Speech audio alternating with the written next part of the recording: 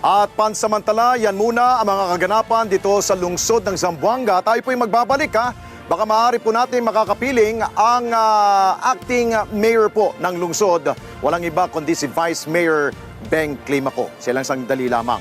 Dakuan muna natin ang ating pong partner. Walang iba kundi si Ali Soto mula po dyan sa Quezon City Studio. Ali.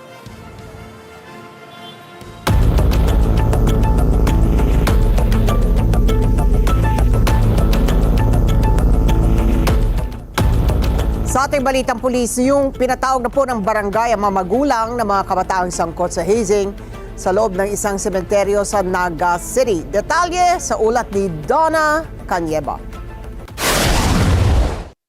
Sunod-sunod na suntok habang nakapiring ang mga mata ang tinanggap ng ilang mga minor de edad na makikita sa video na ibinigay sa Net25 News Team. Ang pangyayari ay bahagi ng isang hazing na naganap noong nakaraang linggo sa loob ng isang sementeryo sa Barangay Concepcion Pequeña sa Naga City. Napag-alaman na ito ay recruitment pala para sa isang gang of fraternity kung saan kasama sa video ang mismong founder ng grupo na ayon sa mga opisyal ng barangay ay 21 anyos na. Habang ang mga sangkot naman ng mga bata ay edad 13 hanggang 15 anyos na pawang mga residente ng nasabing barangay. Ipinatawag na ng barangay ang mga magulang at mga bata upang mabigyan ng tamang interbensyon. So, itong mga itong the rest, puro mga aki po to, ranging from 13, 14, 15 ang mga edad ka to.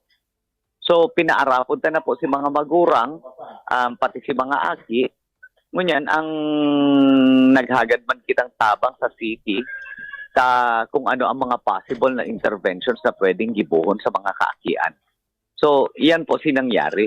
Pero, ako nga ni po, ang recommendation ko, mag-file ng kaso duman sa, sa founder po kayan organisasyon na yan or fraternity na yan.